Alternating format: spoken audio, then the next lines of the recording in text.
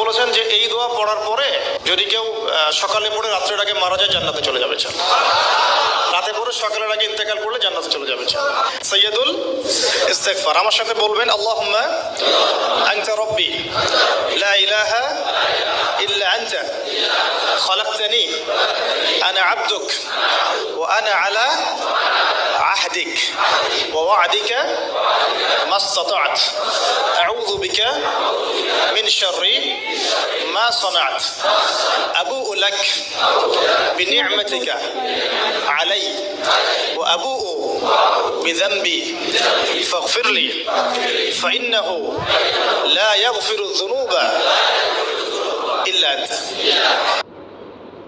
নবী সাল্লাল্লাহু আলাইহি ওয়াসাল্লাম বলেছেন যে এই দোয়া পড়ার পরে যদি কেউ সকালে পড়ে রাত্রের আগে মারা যায় জান্নাতে চলে যাবে।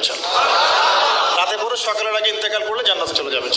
সাইয়্যিদুল ইস্তিগফার আমার সাথে বলবেন, আল্লাহুম্মা আনতা রাব্বি লা ইলাহা ইল্লা আনতা খলাকতানি আনা আবদুক ওয়া আনা আলা আহদিক ওয়া ওয়া'দিকা মাসতাতা'ত আউযু বিকা মিন শাররি মা সানা'ত আবু'ু লাক বিনি'মাতিকা আলাই ওয়া আবু'ু বিযানবি ফাগফির লি ফাইন্নাহু লা ইয়াগফিরু যুনুবা ইল্লা আনতা।